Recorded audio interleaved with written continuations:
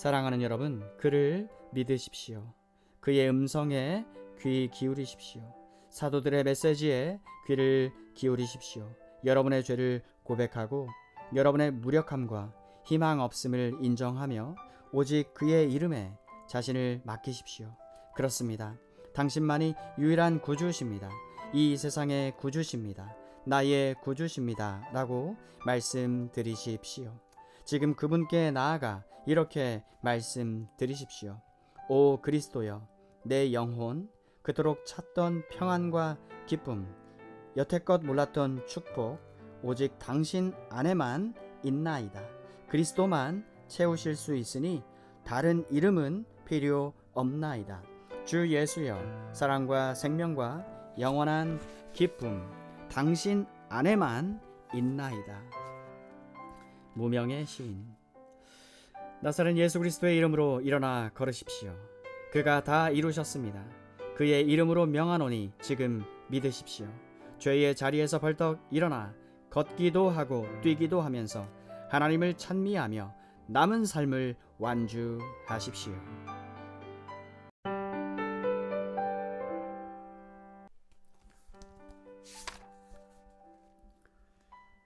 다른 이로서는 구원을 얻을 수 없나니 천하 인간의 구원을 얻을 만한 다른 이름을 우리에게 주신 일이 없음이니라 하였더라. 사도행전 4장 12절.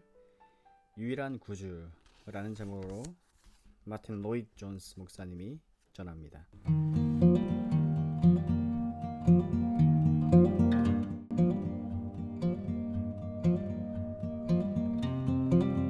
베드로는 백성들에게 불신앙의 어리석음과 허망함을 보여줍니다. 그런 뒤 위대한 절정을 이루는 이 말씀으로 나아갑니다.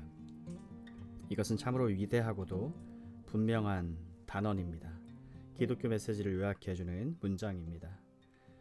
물론 주님께서도 지상에서 사역하실 때 여러 번 이 말씀을 하셨습니다. 예컨대 인자에 온 것은 잃어버린 자를 찾아 구원하려 함이니라. 누가복음 19장 10절. 나는 빛으로 세상에 왔나니. 요한복음 12장 46절. 그리고 특별히 부활하신 뒤에는 사도들을 불러 모아 구약을 설명해 주신 다음 이렇게 말씀하셨습니다. 또 이르시되 이같이 그리스도가 고난을 받고 제3일에 죽은 자 가운데서 살아날 것과 또 그의 이름으로 죄사함을 얻게 하는 회개가 예루살렘으로부터 시작하여 모든 족속에게 전파될 것이 기록되었으니 너희는 이 모든 일의 증인이라. 누가복음 24장 46절 이하 8절. 주님은 사도들에게 땅끝까지 가서 복음을 전할 능력을 주겠다고 약속하셨습니다. 사도들은 지금 사도행전에서 그 일을 시작하고 있습니다. 우리는 여기서 교회의 중추에 해당하는 아주 중대한 단원과 마주하게 됩니다. 따라서 기독교 가르침을 표방하는 무언가가 있을 때 그 진정성을 판별하는 기준으로 이 단원을 사용할 수 있는 것이 분명합니다. 오늘날 세상은 기독교가 무엇인지에 대해 큰 혼동을 겪고 있습니다. 그런데 바로 여기 이 한 구절에 기독교를 판별해 줄 궁극적인 시금석이 나와 있습니다.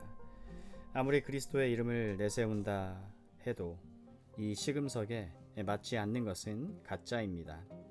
이 구절이야말로 기독교의 핵심입니다. 교회는 사도들과 선지자들의 터 위에 세우심을 입은 곳입니다. 에베소서 2장 20절. 그 터가 바로 이 구절에 기억하기 좋도록 아주 간결하고 쉬운 형태로 정리되어 있습니다. 자칭 현대 기독교나 급진적 기독교는 12절에 나오는 베드로의 이 말과 차이가 있을 뿐 아니라 모든 점에서 고의로 이 말을 부인하는 것처럼 보인다는 사실이 이제 명백해졌습니다. 믿어지지 않는 일이지만 이것은 사실입니다. 그렇다면 사람들은 옛 복음의 어떤 점을 반대하는 것일까요? 그들은 무엇보다 옛 복음의 배타적인 주장을 싫어합니다. 당신들은 거만하다. 당신들만 옳다고 하니 당신들한테만 하나님의 진리가 있다고 말하지 않는가? 그렇다면 힌두교나 유교나 이슬람교는 어떻게 되는 것인가? 왜 당신들 메시지만 진리라고 하는가? 이런 식의 주장을 해서는 안 된다. 그리고 덧붙입니다. 우리는 인도나 아프리카나 아시아에 선교사를 보내서 들으라, 오직 이것만 진리다 라고 말해서는 안 된다. 절대 안 된다. 우리는 가서 여러분이 가지고 있는 것들도 좋지만 이것에 대해서도 알 필요가 있다고 생각한다는 식으로 말해야 한다. 또 비그리스도인이라는 말도 쓰면 안 된다. 현대 신학자들은 우리들에게는 다른 종교가 제공하는 통찰력과 철학 및 현대 학문의 도움이 필요하다. 이 모든 것이 합하여 어떤 방식으로든지 또 언제가 되었든지 간에 어렴풋하게나마 진리를 볼 수 있게 해주는 것이다 라는 말을 지치지도 않고 계속합니다. 이것이 우리에게 익숙한 이른바 현대적 입장이라는 것입니다. 이것은 오늘날 지식인들의 마음을 움직일 수 있는 대안으로 제시되고 있습니다. 이 입장을 옹호하는 사람들은 인격체로서의 하나님, 인격적인 하나님을 더 이상 믿지 않는다. 그들은 초자연적인 것도 믿지 않고 기적도 믿지 않는다. 우리는 이제 과학적인 사람들이 되었다. 그러니 지적이고 교양 있고 과학적인 정신을 가진 사람들의 마음을 움직이고 싶은 생각이 정말 있다면 이 새롭고 급진적인 기독교를 제시해야 한다고 말합니다. 하지만 이 모든 주장에 대한 충분한 답이 오늘 이 한 구절에 나와 있습니다. 이 구절은 이른바 급진적 기독교는 기독교가 아님을 보여주고 있습니다. 제가 지금부터 밝히려고 하는 바 모든 중요한 부분에서 그것을 부인하고 있습니다. 더 나아가 제 흥미를 끄는 사실은 그 급진적 기독교라는 것이 지식인들이나 인본주의자들이나 무신론자들이나 교회 밖에 있는 사람들의 마음을 움직이기는커녕 아무 영향도 끼치지 못하고 있다는 것입니다. 이것은 저만의 생각이 아닙니다. 이상한 일이지만 최근에 저는 명석한 무신론적 인본주의자 마거니타 레스키가 쓴 또 다른 중요한 논설을 펀치에서 읽게 되었습니다. 그는 자기 같은 사람들에게 제시되는 현대 기독교는 전혀 기독교라고 부를 수 없다는 말로 논의를 시작합니다. 그리고 현대 신학자들의 가르침은 예수나 성례와 전혀 상관이 없는데도 왜 그들이 여전히 예수를 이야기하고 성례를 집행하는지 이해할 수 없다고 덧붙입니다. 그는 자신이 옛날 방식의 기독교를 믿는 것은 아니지만 거기에는 적어도 일관성이 있었던 반면에 새로이 해석된 이 기독교는 그렇지 못하다는 말을 주저없이 하고 있습니다. 신학자들은 현대 지성인들의 마음을 움직일 복음을 만들어내려 애를 쓰고 있습니다. 하지만 그 정체를 간파한 지성인들은 우리가 늘 하던 소리인데 라고 말하고 있습니다. 이처럼 급진적인 기독교는 기독교가 아닙니다. 이것은 간단한 진리입니다. 제가 왜 사도행전 4장 12절에 나오는 사도 베드로의 위대한 진술과 관련해 이 이야기를 하는지 설명하고 싶습니다. 여기 나오는 이것이야말로 진정한 기독교이기 때문입니다. 이것이야말로 전 세기에 걸쳐 사람들을 구원했습니다. 지금도 구원할 수 있는 유일한 것이기 때문입니다. 사도 베드로가 말하는 바가 무엇입니까? 두 가지 명제로 이야기하겠습니다. 첫 번째는 주 예수 그리스도가 구주시라는 것입니다. 주 예수 그리스도가 구주. 이것을 베드로가 어떻게 표현하고 있는지 보십시오. 다른 이로서는 구원을 얻을 수 없나니 저나 인간의 구원을 얻을 만한 다른 이름을 우리에게 주신 일이 없음이니라. 이것이 기독교 신앙의 첫째 가는 위대한 단언입니다. 이 말은 주 예수 그리스도가 하신 일을 강조하고 있습니다. 우리 모두는 천성적으로 이 일을 분별해서 볼 눈이 없습니다. 베드로에게는 사람들에게 제시할 수 있는 명백한 신뢰가 있었습니다. 그는 안진뱅이를 고쳐주었다는 이유로 재판정에 세워졌습니다. 베드로는 당국자들을 향해 다음과 같이 말한 것입니다.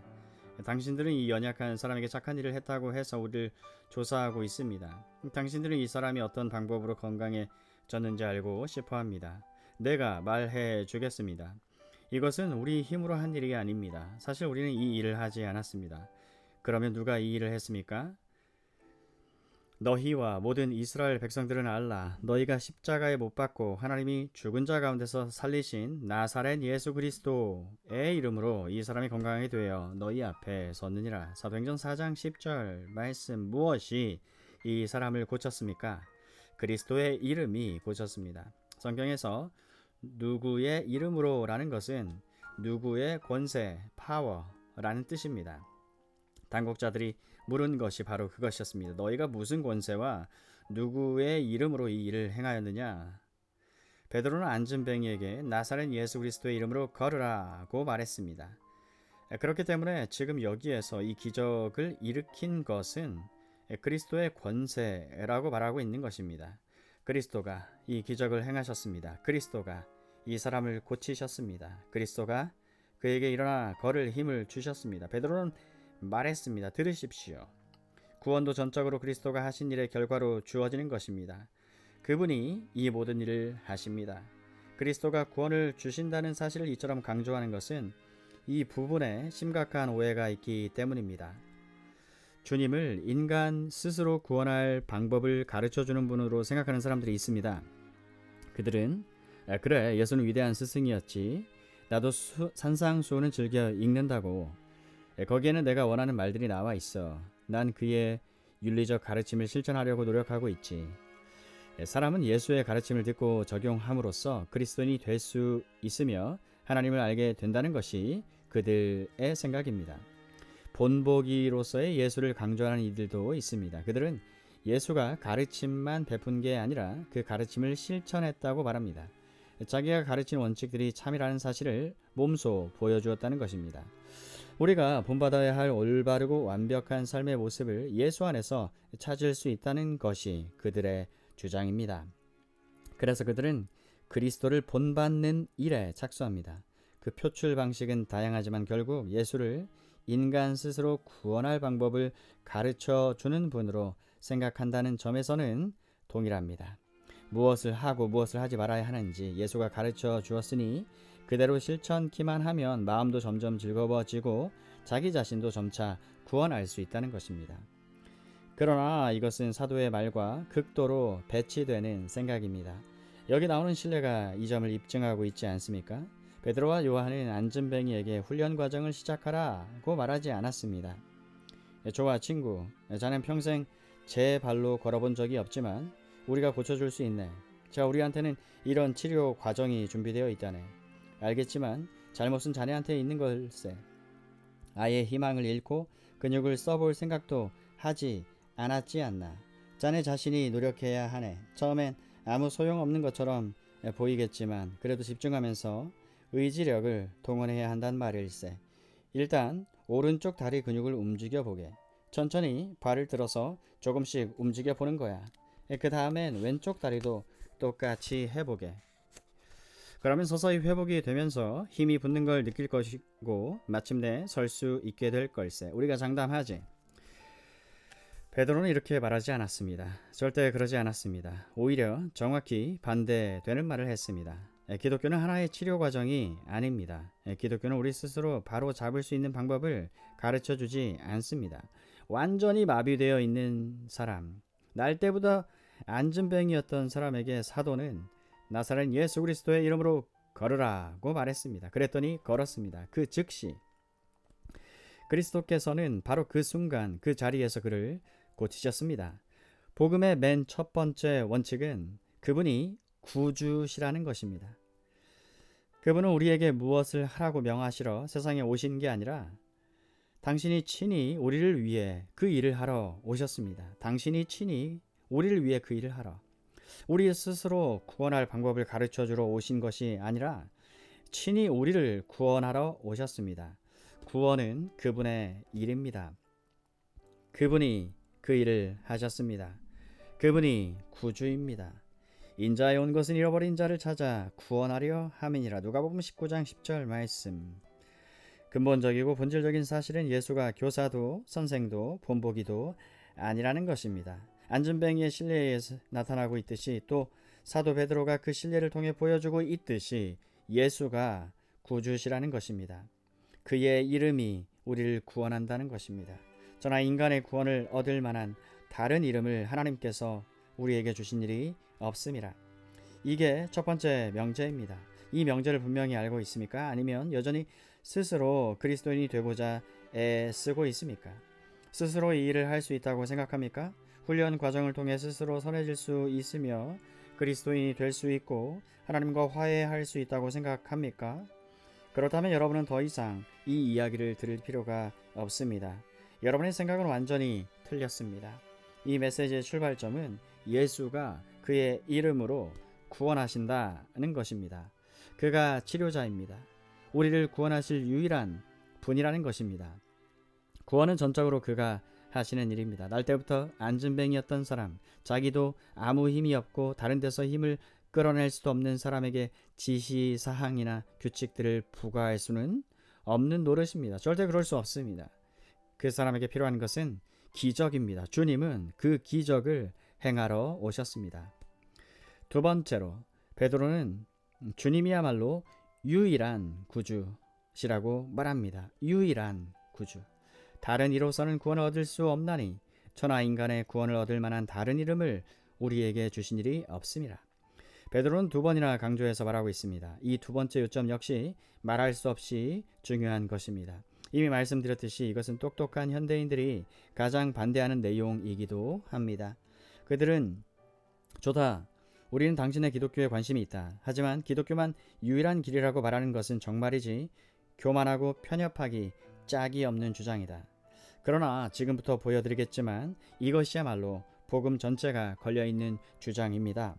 주님은 친히 자신이 유일한 구주이심을 계속해서 주장하셨습니다.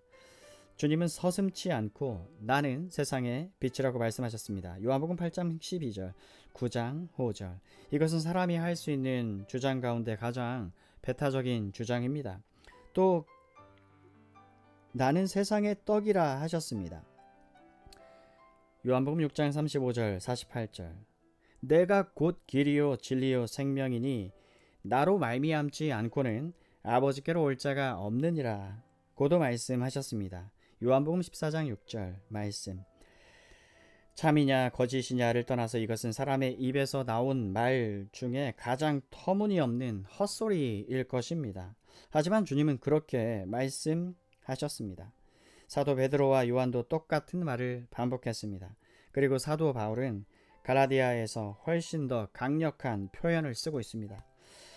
그러나 우리나 혹 하늘로부터 온 천사라도 우리가 너희에게 전한 복음 외에 다른 복음을 전하면 저주를 받을지어다. 갈라디아서 1장 8절 말씀. 베드로는 다른 이름을 우리에게 주신 일이 없음이니라고 말하면서 과거에 살았던 사람이든 앞으로 태어날 사람이든 다른 인간은 그런 말을 할 수 없음을 역설하였습니다. 우리는 나사렛 예수의 유일무이함을 주장합니다. 그는 어떤 범죄에도 속하지 않는 분입니다. 어떤 인간도 그와 같은 부류에 포함시킬 수 없습니다. 그는 단독자입니다. 여럿 중 하나가 아닙니다. 단순히 여럿 중 으뜸이 아닙니다. 하지만 사람들은 마치 그가 여럿 중 하나인 양 말합니다. 그들은 위인들의 목록을 나열합니다. 플라톤, 소크라테스, 아리스토텔레스, 모세, 예레미야, 예수, 그 후에 등장한 여러 위대한 사상가들을 언급합니다. 그러나 그것은 그를 완전히 부인하는 태도입니다. 다른 사람은 있을 수 없습니다. 제2인자란 있을 수 없습니다. 이것은 그가 다른 사람들보다 나으냐 못하냐의 문제가 아닙니다. 그는 완전히 다른 존재입니다.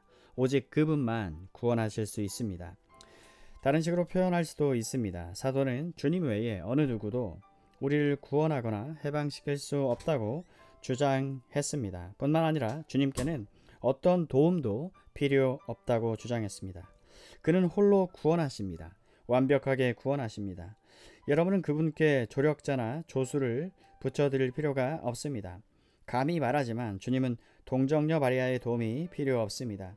마리아는 상호 구원자가 아닙니다. 괄호 로마 가톨릭의 신학 용어로 마리아가 인류를 구원하는 일에 그리스도와 함께 참여했다는 의미로 부여한 말 닫고 그분 자체가 완전하고 충분하며 완벽한 구원자시기 때문입니다. 그는 만유이자 만유 안에 계신 분으로 그분께 다른 사람을 갖다 붙이는 것은 그를 부인하는 것입니다. 신성을 모독하는 것입니다. 따라서 종교 혼합주의나 절충주의를 이야기하는 것은 곧 복음을 부인하는 것입니다. 세계 신앙 대회를 이야기하면서 World Congress of Faiths 그렇다 우리는 힌두교의 공언을 논하는 말에 큰 관심이 있다. 이슬람교가 하는 말도 몹시 듣고 싶을 뿐 아니라 유교의 통찰에도 관심이 있다고 말하는 것은 그를 부인하는 것입니다. 그분께 무언가를 덧붙이는 것은 그분을 통째로 밀어내는 짓입니다. 절대 그러지 마십시오. 다른 이름은 없습니다. 주님은 그 자체로서 세상의 구주시며 홀로 세상의 구주십니다. 이것이 오늘날 이른바 치우침 없이 균형 잡힌 지식인들이 보기에 기막히게 교만한 주장일 뿐 아니라 가장 치열한 공방을 일으키는 주장이니만큼 함께 검토할 필요가 있습니다. 사도들이 왜 이런 말을 했는지, 우리 복되신 주님께서 왜 친히 이런 말씀을 하셨는지 함께 살펴보기로 하겠습니다. 그 이유는 이 구절뿐 아니라 신약의 다른 부분에도 많이 나오고 있습니다. 그 가르침을 살펴보면 현대인들이 어느 지점에서 헤매고 있는지 알게 될 것입니다. 또 그들은 왜 복음을 거부하는지도 알게 될 것입니다. 성경은 그 이유를 아주 간단 명료하게 제시해주고 있습니다. 사람들이 그리스도만 구주시라는 말에 반대하는 이유가 무엇입니까? 답은 아주 간단합니다. 문제의 본질과 깊이를 깨닫지 못한 데 전적인 원인이 있습니다. 거기에 문제점이 있습니다. 이게 무슨 뜻인지 말씀드리겠습니다. 우리 각 사람은 왜 늘 불행합니까? 왜 나중에 크게 후회할 일을 합니까? 왜 인생을 살면서 실패를 겪습니까? 세상에는 왜 그렇게 비참하고 고통스러운 일들이 많이 일어납니까? 세상은 왜 이런 곤경에 빠져 있습니까? 이것은 중요한 질문입니다. 거듭 말하지만 사람들이 유일한 구주이신 그리스도에 관한 메시지를 믿지 않는 이유는 문제의 본질과 실체를 전혀 이해하지 못한 데 있습니다. 그렇다면 문제의 본질과 실체는 무엇입니까? 그것은 성경 전체가 전달하고 있는 큰 메시지입니다. 바로 오늘 베드로의 말에 요약되어 있습니다. 안전뱅이를 고친 직후에 했던 설교와 오순절 날의 설교에 요약되어 있습니다. 이 문제를 제대로 이해하려면 하나님에게서 그분의 본질에서 출발해야 합니다. 그러나 세상은 거기에서 출발하지 않습니다. 그렇지 않습니까? 세상은 항상 인간과 인간이 처한 상황에서 출발해 거기에서 끝을 냅니다. 그러면서 이런저런 제안들을 내놓지만 성과는 하나도 없습니다. 이미 살펴본 대로 건축자들은 아무것도 만들어내지 못합니다. 말은 엄청나게 잘 하지만 실제로 우리를 도와주지는 못합니다. 이처럼 그들의 말이 하나도 쓸모가 없는 것은 그들이 바른 데서 출발하지 않았기 때문입니다. 하나님에게서 출발하지 않았기 때문입니다. 그나마 하나님을 믿을 마음이 조금 있는 사람들도 하나님을 자기들처럼 생각해서 하나님이 계시다면 틀림없이 사랑의 하나님이실 거야. 사랑의 하나님이시니까 늘 우리에게 미소를 보내주실 거야. 우리가 잘못을 저질렀을 때는 요즘 부모님들처럼 절대 벌 주지 않으실 거야. 그냥 다신 그러지 말라고만 하실 거야 라고 말합니다. 그들이 생각하는 하나님에게는 훈계도 공평함에 대한 의식도 공의도 없습니다. 그저 응석을 받아줄 뿐입니다. 그러므로 사람들은 도덕적이고 깨끗하며 단정하고 순결하게 살 필요가 없습니다. 사랑은 벌 주지 않아. 언제나 용서해 주지. 사랑은 언제나 인자하고 온유하고 오래 참고 견디는 거야. 결국에는 모든 사람이 천국에 가게 될 거야 하고 그들은 말합니다. 그들에게 사랑을 이야기할 때 정의를 들먹이면 안 됩니다. 그들이 가지고 있는 사랑의 개념은 영화나 연애 소설에서 나온 것입니다. 그러나 또 다른 한편에는 공평한 하나님이 계시다면 이 세상에 끔찍한 일들이 벌어지도록 허락하지 않을 것이다. 그러므로 하나님은 존재할 리가 없다는 결론에 이르는 이들도 있습니다. 이처럼 사람들이 하나님을 모르고 있다는 이 단순한 이유 때문에 세상은 점점 더 악화되고 있습니다. 주님도 생을 마치실 무렵 친히 그렇게 말씀하셨습니다. 대제사장의 기도를 하시면서 의로우신 아버지여 세상이 아버지를 알지 못하여도 라고 말씀하셨습니다. 요한복음 17장 25절. 사랑하는 여러분, 인간의 문제를 이해하고 싶다면 여기에서 출발하십시오. 영원하시며 영존하시는 하나님, 거룩하고 순결하며 의롭고 공평하신 하나님에게서 시작하십시오. 그렇습니다. 하나님은 사랑과 자비와 긍휼의 하나님이십니다. 그러나 그렇다고 해서 그분 자신의 공평함과 거룩함과 의로움까지 희생시키는 것은 아닙니다.